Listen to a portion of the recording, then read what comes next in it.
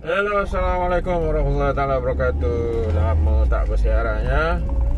Hari ini saya nak bercakap tentang GDPR.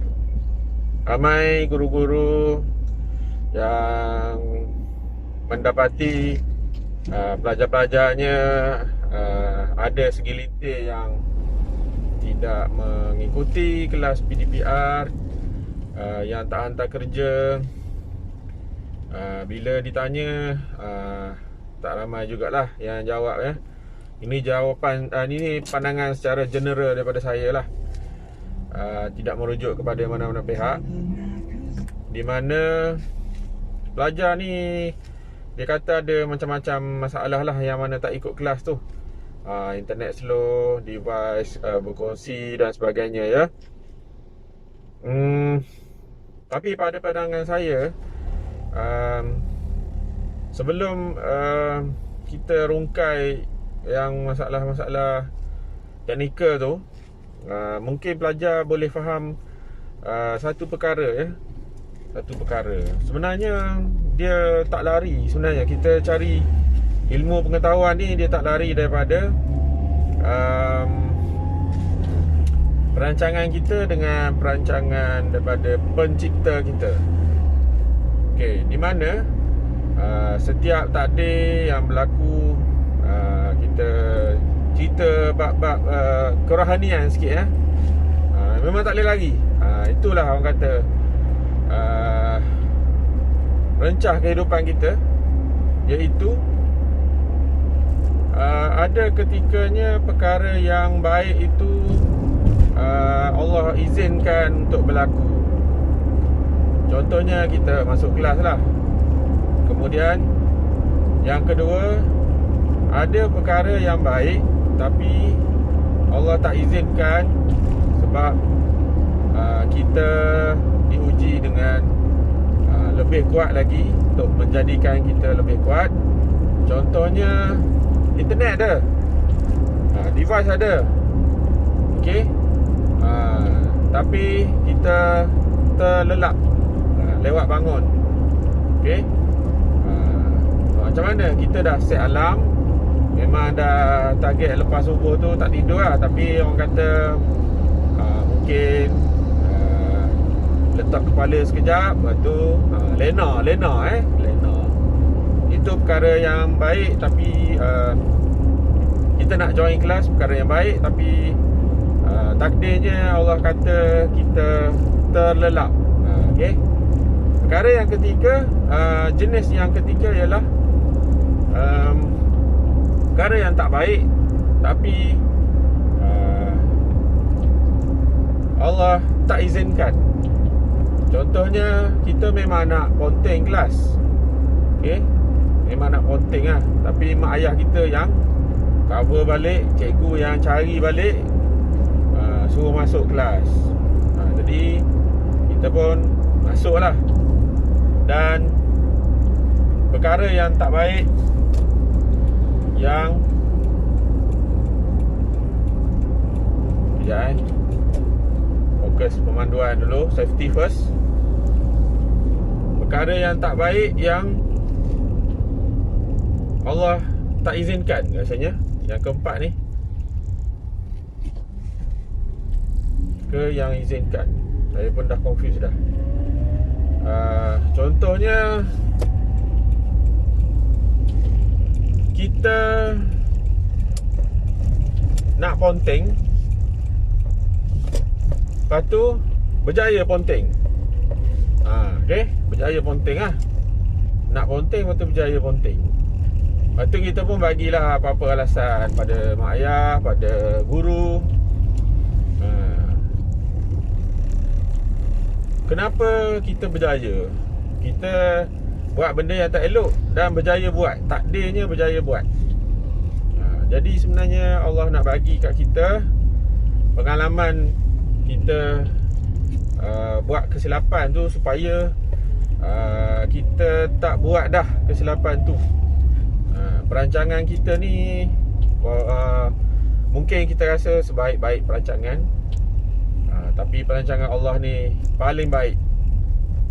Dia tahu apa niat kita, dia tahu dah apa keputusan yang kita ambil. Jadi orang kata bukan potong tangkona lah. Memang orang kata dia dah betulkan balik perjalanan hidup kita. Kita akan banyak buat silap, okay? Dan ada juga orang yang dia buat benda yang betul, yang baik je. Buat. Akhirnya dia, orang kata, diuji, okay? Dia dah buat yang baik dah. Semua dia masuk kelas, kan? Tapi akhirnya dia dapat result yang kurang menepati kehendak dia. Tu ujian. Semuanya ujian. Jadi kalau pelajar macam ada rasa menyalahkan takdir,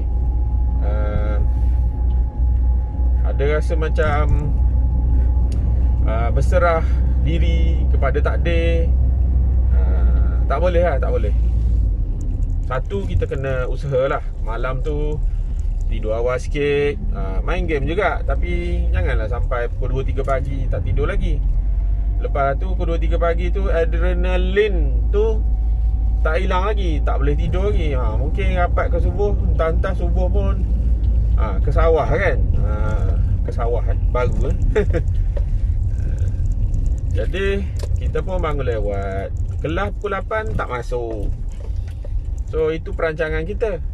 Tapi kalau kita dah rancang elok, kita dah buat alarm, kita dah tidur awal, kita dah bangun sarapan, tup internet down, nak macam mana? Kita dah usaha, okay? Dan kita kena sentiasa orang kata berfikiran positif terhadap apa takdir yang kita hadapi, walaupun berat, okay? Walaupun berat. Sebab kalau tengok balik hidup kita ni sebenarnya tambah-tambah pula dengan keadaan di sebelah Gaza sana kan. Kita boleh ambil iktibar lah. Jauh lebih mudah dugaan yang kita hadapi berbanding dengan dia orang. Jadi apalah sangat kalau kita diuji sedikit sahaja ujian kita. Dia orang pun ada juga mengalami masalah COVID dan sebagainya, berperang lagi. Kita PDPR ni sebab satu sebab je, COVID je, okay? Jadi pelajar kena kuatkan semangat. Saya faham lah, mungkin pelajar sekarang ni kebanyakannya sebab dia selesa, sangat-sangat selesa dengan kehidupan yang ada, menyebabkan kita lemau. Istilah yang agak sedikit kasar, kata lemau. Lemau ni macam kita tak berapa nak perform lah, okay? Uji sikit dah down, moral down, mental down. Sepatutnya kita akur dengan apa ya, ketetapan yang ada. Kemudian kita ambil sebagai satu cabaran. Sebab ada ayat Quran yang menyebut tentang ujian-ujian ni diturunkan mengikut kepada kemampuan kita, okay? Jadi kat mana kita? Kat mana kita punya kemampuan asal kita? Takkanlah kita nak, kita sebenarnya mampu tapi kita bersikap seperti orang yang, kalau dalam gaming punya culture, kita player yang bagus tapi kita buat perangai macam NOOB. Awak sebut sendirilah, okay? Tak sepatutnya macam tu. Kita kena letakkan diri kita di tempat yang sepatutnya. Sebab kalau ikutkan, ramai lagi orang yang tak sekolah langsung, yang di negara-negara luar lah, yang tak ada kemudahan, termasuklah fasiliti sekolah, buku dan sebagainya, internet dan sebagainya. Tapi kita tak nak ambil peluang, okay? Kita kena gunakan kemampuan yang ada ni sepenuhnya sepatutnya untuk, orang kata kalau dimuhasabahkan dengan lebih dalam lagi, setiap 4 perkara yang kita ada sekarang ni akan ditanya. Yang pertama, masa. Esok akan ditanya tenaga, harta, semua tu akan ditanya. Apa yang kita buat dengan tenaga yang kita ada, harta yang kita ada, kita bawa ke mana. Masa yang kita ada, memang kita, tugas kita lah. Okay? Sebab tu dirahsiakan bila kita meninggal, supaya kita buat tu dengan ikhlas. Kalau kita tahu bila mati, tak adanya nak buang-buang masa. Memang kita duduk tumpu kepada akhirat lah. Seolah-olah memang kata 100%, dia jadi lagi susah nak ikhlas sebab kita buat, sebab kita tahu. Jadi kalau kita tolong orang pun sama juga. Kalau kita tak kenal orang tu, kita tolong je dia, itu ikhlas lah. Tapi kalau kita kenal orang tu, mungkin orang kampung kita ke, mungkin orang yang kita minati ke, susah sikit nak ikhlas kan. Buat dengan sebab. Tu dia punya keyword ya. So saya harap pelajar-pelajar boleh faham apa yang saya cuba sampaikan. Dan kita buat apa yang sepatutnya kita buat. Dan kita memang tak akan tahu sampai bila benda ni akan berterusan. Okay. Dan fokuslah sentiasa ya.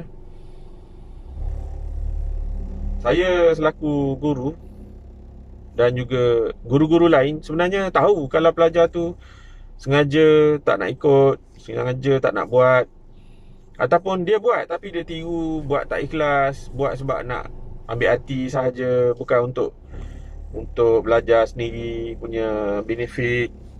Okay. Jadi saya pun dah sampai di rumah. So itu saja. Selamat mengikuti kelas. Stay safe, stay at home. Ikutlah orang kata pesanan guru dan ibu bapa. Jumpa lagi. Assalamualaikum.